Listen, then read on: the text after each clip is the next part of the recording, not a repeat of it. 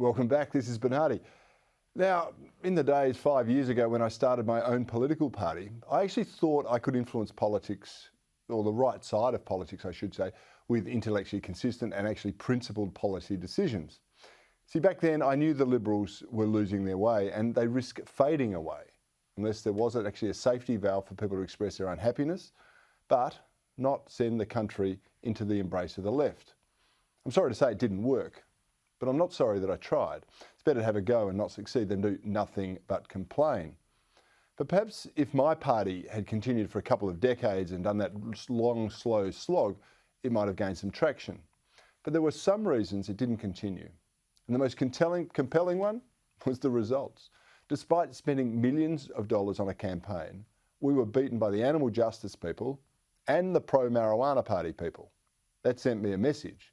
At least the animal justice mob had a really, really good-looking model on their posters and at their polling booth to entice people to vote for them. But the marijuana campaign, it had nothing. No posters, no how to votes, no public face. That's when I knew the gig was up. Incredibly, the same non-campaign this election saw them secure 5.2% of the Queensland First Preference Senate vote, finishing just behind One Nation. Nationally, they got a similar number of votes as Clive Palmer did, and he spent $100 million. So what's the story here? Are Aussie voters a bunch of dopers or just dopes?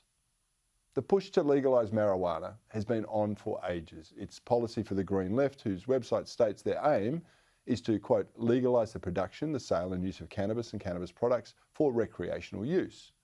This has happened elsewhere in the world, and some, I should point out, hail it as a great success, while others point out a disturbing link between cannabis use and psychosis. Earlier this week, there was a tragic school shooting in America. We've heard all about that. The New York Times reported that the 18-year-old killer was a weed user. It was a similar story for another high school shooter in Florida. Apparently he was a heavy user too and told detectives he heard voices. The Texas church shooter who killed 26 people in 2017 had THC in his system. That's the active hallucinogen in marijuana. And in places like Portland, where cannabis is legal, there's been a massive escalation in violence. And it's a similar trend in Denver and other places where the product has been legalised.